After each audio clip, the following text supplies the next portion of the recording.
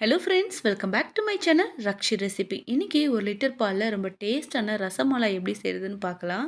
இதுக்கு நான் ஆரோக்கியோட full cream milk தான் எடுத்திருக்கேன். ஃபுல் க்ரீம் மில்க் தான் எடுக்கணும். ஃபஸ்ட் 1/2 லிட்டர் பால் எடுத்து காய்ச்சிக்கலாம்.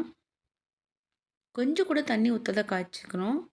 ரொம்ப கொதிக்கணும்னு அவசியம் இல்லை, ஒரு கொதி வந்தாலே போதும். இதில் 2லேருந்து 3 டேபிள் ஸ்பூன் நான் லெமன் ஜூஸ் ஆட் பண்ண போகிறேன். நீங்கள் வினிகர் கூட சேர்த்துக்கலாம். இப்போ இதை நல்லா மிக்ஸ் பண்ணி பால் நல்லா திரஞ்சி வரணும். இதை மாதிரி நல்லா திரஞ்சிருக்கணும். இப்போ இதை நம்ம வடிகட்டிக்கலாம். ஒரு பாத்திரத்தில் வெள்ளை துணி போட்டு இப்போ இதை நல்லா வடிகட்டிக்கலாம்.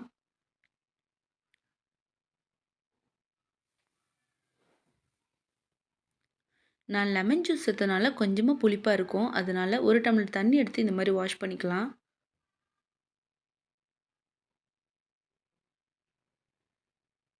இப்போ இதை நல்லா புளிஞ்சு எடுத்துக்கலாம். துளி கூட தண்ணி இல்லாத இந்த மாதிரி நல்லா புளிஞ்சு எடுத்துக்கலாம். இது எடுத்து ஓரமாக வச்சிடலாம். மிச்சம் இருக்க தண்ணியும் இதுலேருந்து வடிஞ்சிரும். ஒரு பாத்திரத்தில் 1 டம்ளர் சுகருக்கு 2 டம்ளர் தண்ணி ஊற்றி சர்க்கரை பாகு காய்ச்சிக்கலாம். கம்பி பதம் வரணும்னு அவசியம் கிடையாது. நார்மலான ஒரு சர்க்கரை பாகு காய்ச்சாலே போதும்.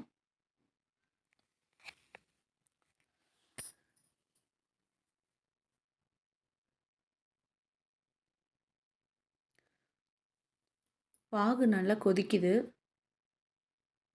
இப்போ இந்த டோவை எடுத்து நல்லா பிசைஞ்சிக்கலாம். நல்லா அழுத்தம் கொடுத்து பிசையணும். அப்போ தான் நமக்கு சாஃப்டான பால்ஸ் கிடைக்கும். இந்த மாதிரி நான் பண்ணுற மாதிரியே நல்லா அழுத்தி அழுத்தி பிசைஞ்சுக்கோங்க.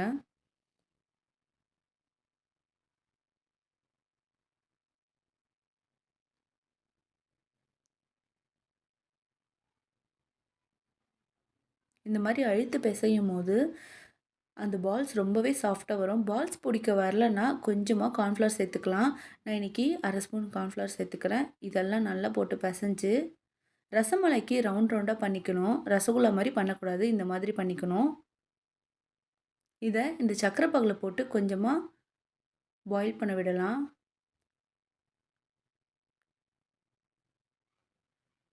லிட்டு போட்டு க்ளோஸ் பண்ணி ஒரு 5 மினிட்ஸ் இதை பாயில் பண்ணிக்கலாம். இது கொஞ்சம் பெருசாகும். இப்போ ஒரு பாத்திரத்தில் நம்ம ரபடி செய்யலாம். ஒரு பாத்திரத்தில் 1/2 லிட்டர் மில்க் ஊற்றிக்கலாம். இதுலேயும் தண்ணி சேர்க்கக்கூடாது. இந்த பாலை நல்லா சுண்ட காய்ச்சிக்கணும். ஓரங்களில் ஃபார்ம் ஆகிற இந்த ஏடை எடுத்து எடுத்து விடுங்க. இந்த மாதிரி எடுத்து விட்டுக்கிட்டே இருக்கணும், இல்லைன்னா இது அப்படியே அங்கேயே பிடிச்சிக்கும்.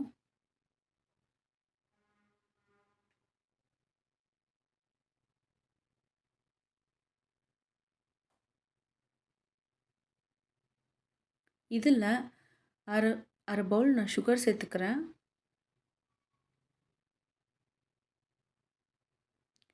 உங்களுக்கு இன்னும் ஸ்வீட் டேஸ்ட் வேணால் நீங்கள் இன்னும் கொஞ்சம் கூட சேர்த்துக்கலாம். இதில் 1 டேபிள் ஸ்பூன் பாதாம் பவுடர் யூஸ் பண்ணிக்கிறேன். இது சேர்க்கும் போது ரொம்ப டேஸ்டியாக இருக்கும்.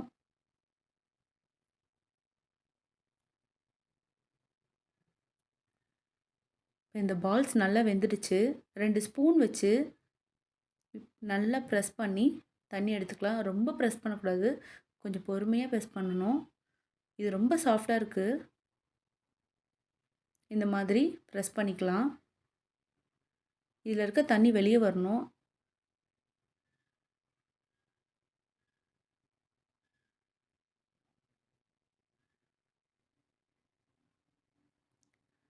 ஒரு 5லேருந்து 6 குங்குமப்பூ போட்ட தண்ணியை வச்சுருக்கேன்.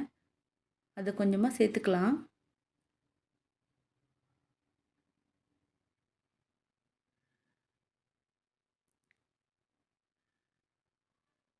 இப்படி நல்லா மிக்ஸ் பண்ணி விட்டுக்கணும். ஒரே ஒரு ஏலக்காவை இதில் சேர்த்துக்கிறேன். இந்த ரெசிப்பியை கண்டிப்பாக வீட்டில் செஞ்சு பாருங்கள். ரொம்ப டேஸ்ட்டாக இருக்கும். குழந்தைங்கள்லேருந்து பெரியவங்களுக்கு எல்லாருக்குமே ரொம்ப பிடிக்கும். இப்போ இந்த பால்ஸ் எல்லாம் அதில் போட்டுக்கலாம்.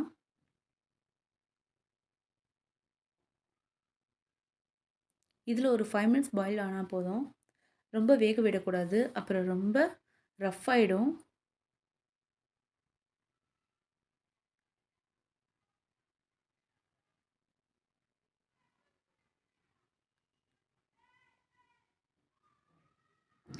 இந்த மாதிரி கலந்து விட்டுக்கலாம்.